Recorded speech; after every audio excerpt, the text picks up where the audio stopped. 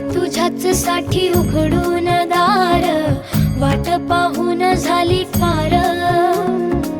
चिंता हरून देवा थकला असणार, दे माझ्या खांद्यावर भार। थोडा इथं टेकून जा, घास खाऊन माझ्या